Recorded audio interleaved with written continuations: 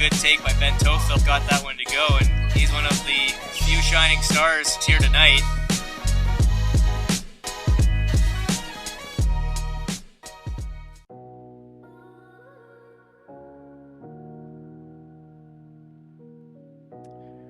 What's going on, everyone? We're here with Luke de Gannes, McMaster's newest shooting guard. You're two, right? Yeah. Newest shooting guard. New marauder. Super excited to go there. Obviously, we're biased on this program. We're from McMaster as well. So first of all, congrats, Luke. How does it feel to be at Mac? It feels pretty good. I feel really confident going into my freshman year. I just feel like I can make some waves. And what was the process like choosing Mac? Because you're obviously very close to there your whole life. Yeah. So was that a goal early on, or was it always an option early on, or how did that come about? Well, I was in Memphis while I was playing for Tennessee Prep, and I was approached by PT, and I really liked the way he handled everything with the whole recruitment process. And he just was really professional with it, and he just kind of made me feel as though like I would have been a really good addition to his team. Yeah, and what are you going to be taking at Mac? Have you decided on a major? I'm going to be taking communications for my first year in humanities, and then during this summer I'm taking calculus so that I can transfer into the business program. Oh yeah, dude, the business program, it's like its own part of campus. You won't see nobody else. They put you guys off in the corner and it's just over. But dude, I'm telling you, Mac's gonna be a great time. I want to talk about your story and how we lead up to your eventual commitment. So what was the pitch when you were being recruited by Mac? Like what was said? And like you talked about them being professional, but there's one like sticking point, you're like, you know what, these guys just get it. Well, I've known PT for a while, and I just feel as though that PT could like really bring out I don't want to say dog, but he can really kind of like help me excel. Mm-hmm. And I can like through that program, I can kind of just be myself. I don't have to be anybody else. I don't have to be fake. I can just really be myself on and off the court and just develop into like the man I really am. So you were comfortable with him when he was talking to you? It felt natural? Yeah. It felt like it was supposed to happen. So did you have any experiences where that wasn't the case? Because I'm assuming McMaster wasn't the only school that came coming. Well, yeah, I had a few offers from some schools down south. I had a couple looks from some JUCO schools, and I had a few options up here in Canada. But the difference between those ones and those schools and McMaster is I feel like McMaster really put an effort into like wanting me, and they really showed me how much I mean to them and how much I can really affect their program. But let's talk about last season, the COVID year. You kind of had two programs during the COVID year. Let's start with Taze Valley Prep. How was that experience? What went on over there? That was a really good experience because I was coming from a Canadian prep school, and it's just completely different culture. Going into that kind of atmosphere, it was kind of like the basketball players are the celebrities of the schools. You have little kids kind of coming up to you, just wanting pictures with you. They're tugging on your pants, trying to hug you, all kind of stuff. They just see the celebrities of the school. Like you kind of have to walk around knowing that you're representing the school in every way possible. Right. And what particularly about Taze, what happened there? Because it was a short season, huh? Yeah. Well, when I first got there, we played for about 2 to 3 months, and then COVID kind of hit, and then everybody had to go home. Everything was kind of shut off. And then I went back in August. I played for one AAU session with a team, and then we had one scrimmage in September. And then after that, there was just a whole bunch of stuff going on with the there was a whole bunch of stuff going on with the governor, with the athletic programs, and all, not just our school, but all of West Virginia, saying that no teams could really play. Mm-hmm.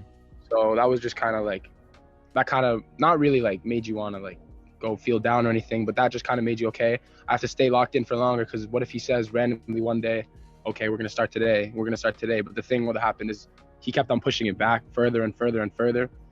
And then eventually in January, it was December, January, that kind of time, mm-hmm. I just kind of realized that, hey, this is my senior season. We're not actually having a season. I think I should go somewhere that we're going to for sure have games, and it's going to be as high level as it could possibly be. And how do you think that season would have had it like went down? With Taze Valley? Yeah. that would have been different because everybody on that whole team, we had chemistry on and off the court. We were like real brothers. Like I had a few guys on that team I've known since I was little. Like it was different. Yeah, man. It's COVID threw a lot of wrenches and a lot of different plans, but you rallied, you end up in Tennessee. How did that process come about and how was your experiences there? It's kind of crazy how it happened because one of my friends I played with UPlay when I was really young, I've known him for a while. Me and him have always had a pretty good relationship, but he's always been my bro. And then one day I just texted him seeing how he's doing, just checking on him. And he messaged me back and then we hopped on the phone. And then I didn't even bring it up at all. He kind of brought up this was going on with my team. A few players left and we need like a few shooting guards. And I was like, yo, that's perfect. I'm looking for a team. I'm a shooting guard.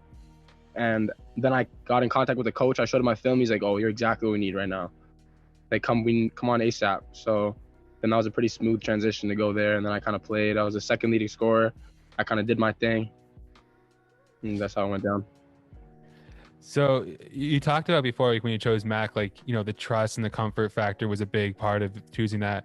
But then Tennessee comes across really quickly. It looks like it happened in, you know, a snap of your fingers. So did you have to sit back a second and be like, this is a good situation for me, this is a good situation for them, but I just want to like cross my T's, dot my I's kind of thing? Like, were you ever skeptical about it? Well, I kind of took in, since the COVID kind of thing going on, there's no time for any of that. You just gotta have to go with the flow, adjust on the fly, and just adapt. Before prep, before Tennessee, before Tays, we have a good decorated AAU career. Yeah. Take me through the AAU days.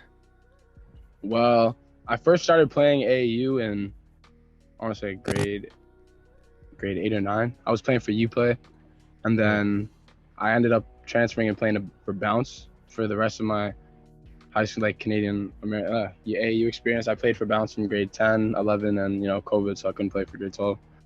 But within that, I played for Burlington when I was younger, and then I came back when I was in right after I broke my foot.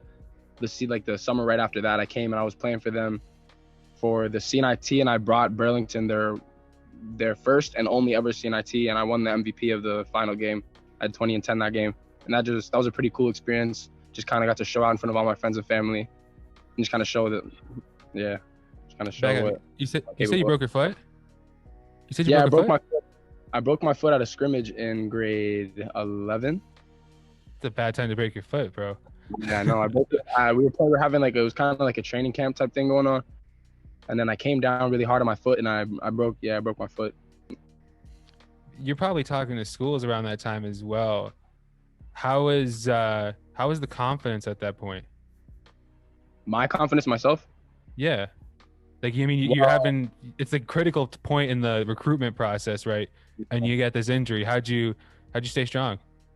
Well, the physical side, like that kind of took care of itself. I did everything I needed to do. I did all the rehab. I did all I went kind of overtime with that to kind of make sure that I didn't rush myself and I was ready to come back. But the hardest part for that, I think, was mental, because it kind of really makes you think, like, how much do I really love the game? What can I really do with this game? Where can I take myself with this game? And then within that healing process, I kind of really took in like what I'm really capable of, and I really like saw myself in a different light after that, because I kind of had to recreate my whole image after that, because I missed a pretty big AAU season. But then again, I came back and I played for the final session, and we won Pitt championships. Mm-hmm. So it sounds like you rallied well from it, but what lessons did you learn from that experience that you still use now? Patience is a big thing. You can't rush the process. You gotta put in overtime. You gotta do everything behind the scenes. You can't rush stuff like that. Do you remember like an example of when your patience was really tested during that injury? Like, where you're like, this might be my line in the sand? When I was definitely when I was watching my team play against other AAU teams, just knowing like we could have beat that team, but something happened within the team. Or even I was at Canadian Prep School at the time, and when I was there, just watching the guys run up and down, have runs, I was just kind of like a punch in the face. Right. So the Burlington team, this CNET winning team, is that grade 10 or is that after? That was 16U. Like that was right after I broke my foot. That was the first kind of organized So that's the bounce. That's the bounce back. Yeah. Oh, so then you probably this injury is behind me now because that team was not. Did you guys knew you were gonna be a solid team from jump? Well, not really. It was just me and Nana kind of came together like, hey, like let's just go play for Burlington. We never really did this together. I knew I played for Burlington when I was little, and my coach just so happened to coach the same team for my age group, and I played with a few of the guys who played with me when I was younger. And then that kind of, me and Nana just always have had chemistry. So it was just, we knew what we were doing, and then we kind of clicked on the court and we started winning games. And that, everything happened. That took care of itself. I talked to you, Nana and Tim, quite a bit, and everyone says that was a special year. That was a special team. What was it about that year? I think it was just the fact that we were in our hometown, and we all kind of realized like you can't take that from me in my hometown. Like this is mine. This is my city. Like I got to do what I got to do to get the end goal, to get the result. I feel you. I also heard that you had a pretty good season at Corpus one year. You guys had some fun years at Corpus. Grade 9, we won. Grade 9, we kind of had like a super team, junior team before that was kind of thing, and then we won the Halton Championship. Give me the roster on that team. What was that roster? It was Tim, Sam, Shucks, Nana, me, Matt Z, JJ, Shamar.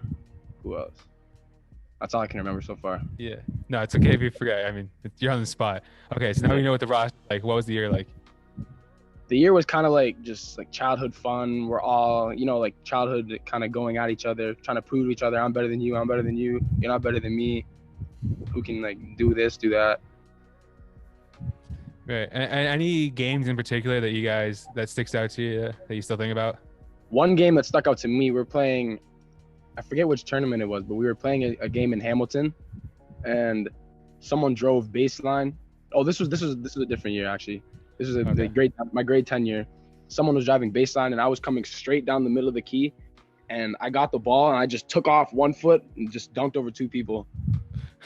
Were you dunking consistently at that point? Like, was that like a shock to anyone? Like once I hit, it was a shock to me even because I just kind of jumped. I didn't even know what was going on. I just threw the ball at the rim and it just went in. Is it on tape? No. I wish. It's on your hoop tape forever. I wish. So, when did you know it was time to like leave all these good experiences you're having at home and start to go to Tays and go to Tennessee? Like for someone that's in your position now, someone now that's in your position from back then, how would you help them through that kind of process? Like, hey, this is the time for me to go prep. Well, it was in my grade 10 kind of season. I realized like I wanted to take basketball more serious and play at a higher level because like, how the normal Burlington high school, it's a good basketball level up until a certain point of where like athleticism, skill, kind of grind, like overtime, like putting in that overtime behind the scenes. But then I just really realized I want to take it somewhere more serious, where it's more competitive. And what about what's like an underrated part of that process when you're like researching schools and you have coaches talking to you, and like what's something someone told you maybe then that helped you pick a school? Go somewhere where you're wanted. Right. And that's something you obviously applied now with McMaster. Yeah. Right. Because you don't want to end up going somewhere and then you're just riding the bench. Like, no, but that's not a good feeling. For sure. And what about we talked about the injury, the foot injury. What about any other low points or any other periods you had to rally from, or was the foot more of the most significant thing that you had to do? I think the foot was a more significant thing because there was even effects of that leading up into like the September all the way to December from that year. Mm-hmm. And are you 100% now? Yeah, I've been 100% for like just ever since like I went to play ever since I went to play for Tays, I've been 100%. I haven't been worried about that at all. Okay, so it's fully healed. There's no problems where. Yeah, that's been fully healed. Did you ever have a thought back then that it wouldn't be like that? Well, the doctor told me like it could break again because it's just like a point in my body that's like always being under stress because it's like your foot, you're always on your feet. But I was kind of that's why that was a down point for me, because I was always in the back of my head. I always kind of thought, like, what if I do this? What if I step wrong and I hurt it again? Then I'm kind of out again. I have to go through that whole process, starting from scratch, basically. But other than that, nothing really. Right, and then dunking on 2 people probably doesn't help either. It's a risk you gotta take for the team, bro. You gotta. Yeah. When you throw down, you throw down. Yeah. What's your support system like?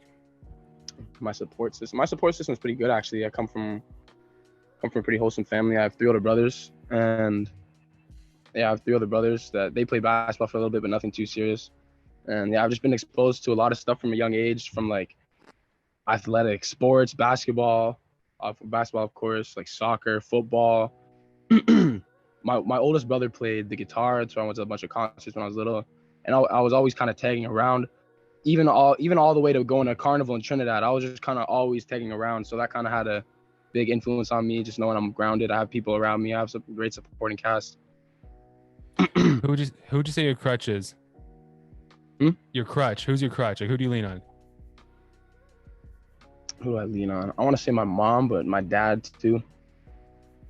Right, especially probably with the foot. Yeah, I want to say my mom. Yeah. What kind of advice are you getting from home? From home is just kind of, tomorrow's another day. Do what you got to do today. Tomorrow's another day. And my mom always used to tell me, you're responsible for what you are and you're responsible for what you aren't.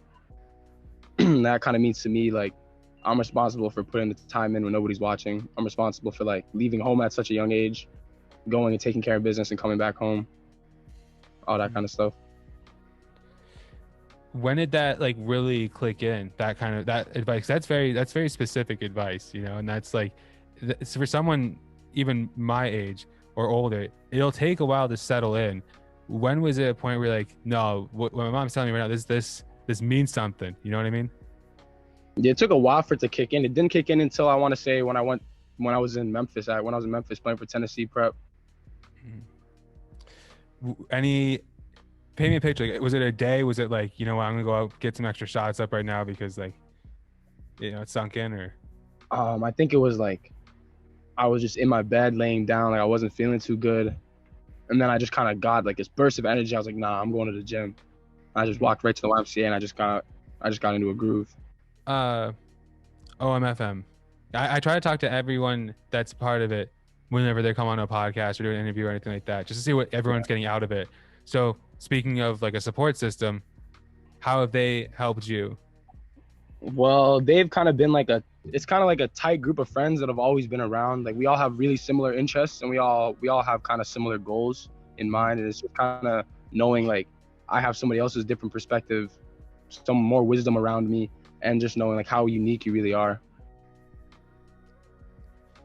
Who on OMFM is giving you a bucket 9 out of 10 times? You're a lockdown. I know that. So, but Who's giving me a bucket 9 out of 10 times? I don't know about that, honestly. I don't know too much about that. You say you're from Trinidad? Yeah. And you've been back. What's the lifestyle difference there? What have you taken away from back home? Or I don't know if that's home for you, but like, what have you taken back from somewhere, you know, your family derives from?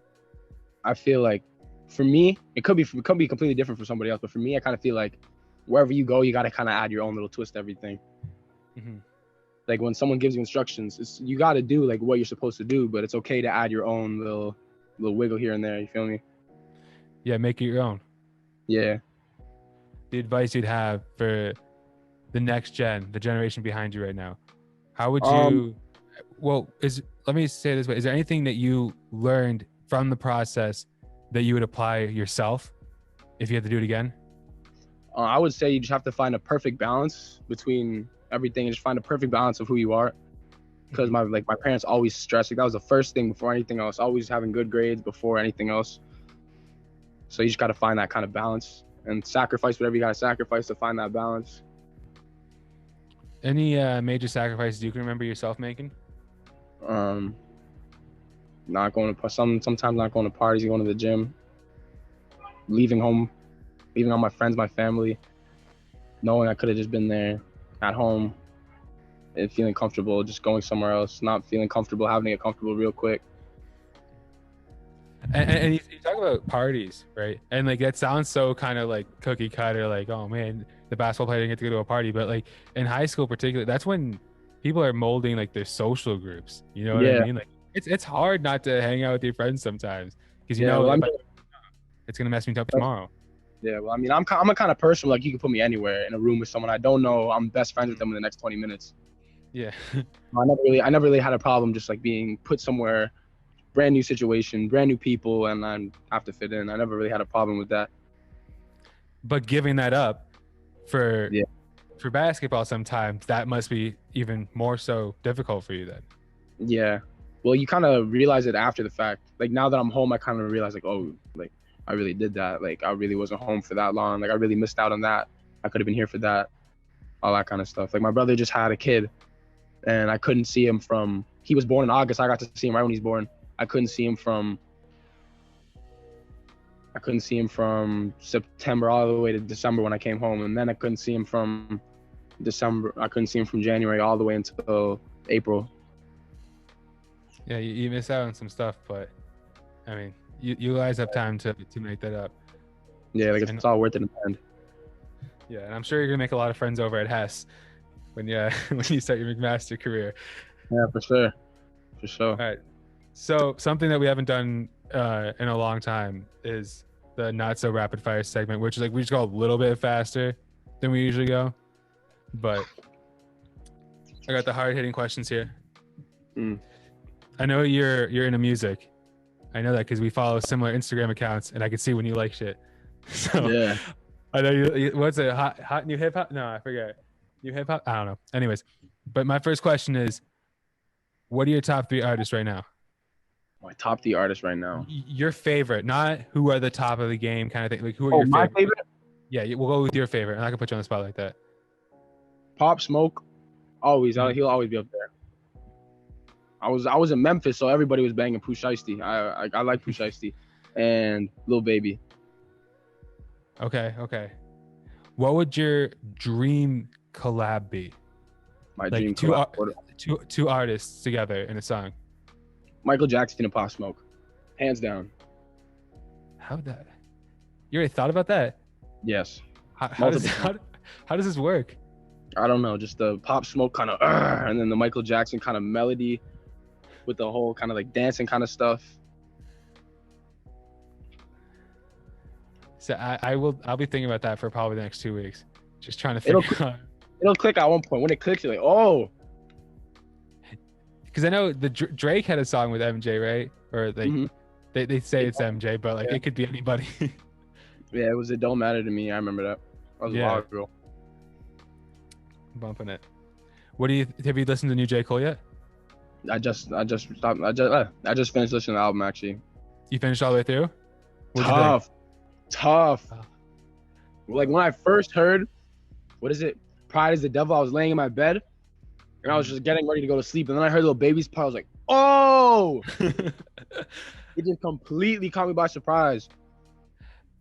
Bro, I was bumping it this morning. I'm like, this is not like I got 1.5 songs, and I'm like, this is not it's nice out. It's sunny. It's like I'm happy right now. I don't have the time to actually give him appreciation to what he's saying. So I'm gonna save it for tonight.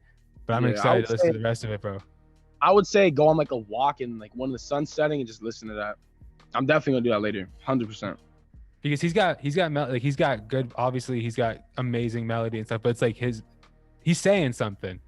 Yeah, he's saying something. Like, yeah, he got it. You got a preference, Cole or Drake? From Canada, fam. Come on, Jake all the way. Okay, good. And just making sure, you know. You got it. Hello? Yeah, I just want to. You have to. We gotta take care of the back. You have to. All right, bro. Next question that's actually on the list. Who has been your toughest guard? Who's one guy? Who's someone that gave you fits? Like you had to guard him all game. I had to guard him all game. That's a good question. I wasn't expecting that. And it doesn't have to be a big name. You know what I mean? Everyone's goes to like the biggest name out of their catalog. Be like, but you know, sometimes people just match up well, and that wasn't your hardest guard. It could be it could be someone that never even played, college ball. It could just be like this guy. This one day was tough. Yeah, I'm trying to think. There was just one guy when I played for a team. I played for a session, the team in Pittsburgh. This one kid, this one white shooter, my hand would be here, grabbing his face, cash, anything. I push him midair, he's falling back, cash, anything. He's the same build as me, same frame as me, just cash. I didn't get it. I don't understand how he was hitting those shots. What was going on with that? I would punch him, cash, make no sense, none. You keep tabs on him? Have you keep tabs on him since that day, or? Well, I mean, I follow him. He follows me. We're cool. Yeah. But nothing too like different than that. I think he's going to Ohio State actually. Tough. Yeah, he's in Ohio State. Yeah. Yeah, that must be like if you're outright fouling the guy and he's still hitting on you, like you're a good defender, bro. You're a good defender. Like it's already not easy. Bro, it was crazy. It was crazy. Like I was like, what's going on? Because he would like shoot the ball like this, and his hand would come forward after, or he would fall and his knee would kick up, and the ball's still somehow going in the rim. There's a lot of people with like funky releases and just off balance. It's just like LaMelo. Have you watched LaMelo shoot? Yeah, he's butter. Yeah, exactly. Like Lonzo had upper body problems with his shot. Like the release was janky from up top, but LaMelo's whacked from down low. Yeah, but I mean, like cash. If the ball goes in, it goes in. Don't don't fix it. What's that saying? If it's not broke, don't fix it. Yeah, if it's not broke, don't fix it. I feel you, but it's just must be so frustrating. Some kid, some phys ed teacher's son's probably taking 1,000 shots outright proper in his garage right now, and then there's LaMelo Ball with, Yeah. It's not, what's a moment you can recall that you were like I want to say like the clutchest moment in your career, or like just any point where you're just like, man, I came through, offense, defense, whatever. Came through the championships of that CNIT game. That's one for sure.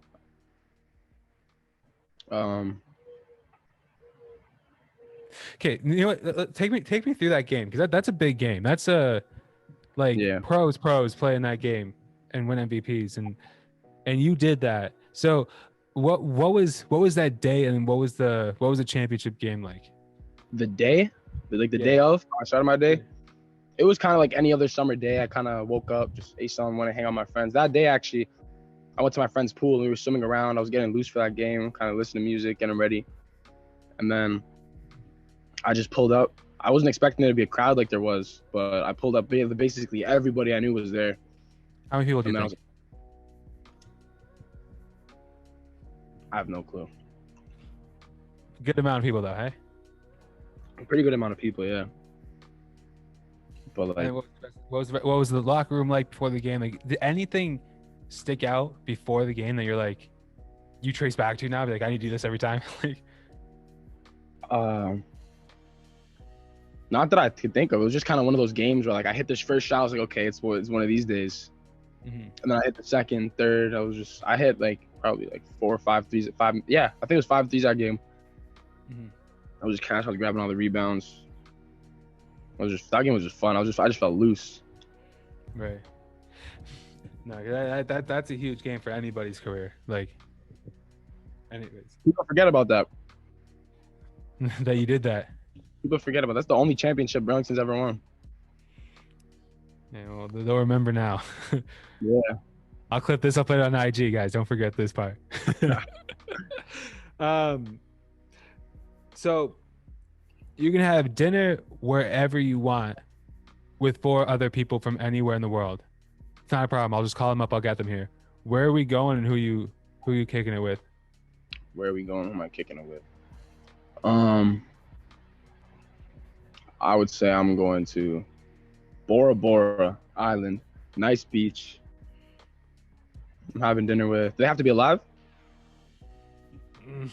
They don't have to be alive. Okay, we'll just go with that. Okay. That makes it way harder. All right, they're dead. No dead people. No dead people. I want to say Morgan Freeman, so he can narrate everything.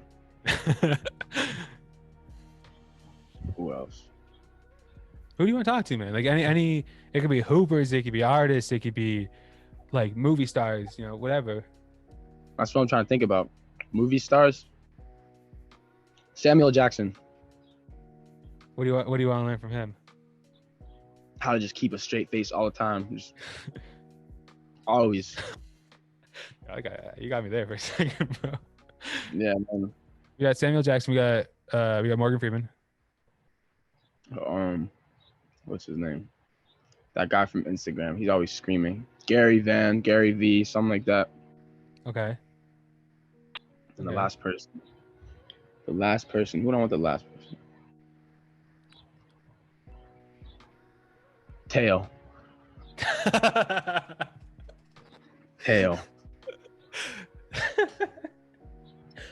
What would Teo's conversation with Morgan Freeman be like? That's what I want to know. That's what I would want to know. That's interesting, bro. Yeah, Bora Bora with Teo, the guy that screams from Instagram. I like it. We got a couple more. Actually, we kind of already talked about this, but what's something people don't give you enough credit for? I want to say from an athletic standpoint, I hit shots. From like everything else, I can adapt to any situation I'm put in. You think people question that? Yeah. People kind of look at me and just be like, who's this random kid? Where's he from? Like, this random foreign kid. They don't know where he's from, don't know what he does. Like, I guess the last part, what's something about yourself that would surprise people? Something with myself that can surprise people. Could be like a hidden skill or just like a hobby that you haven't really shared with a lot of people yet. Which is something like, you know, people would be like surprised to know this about me.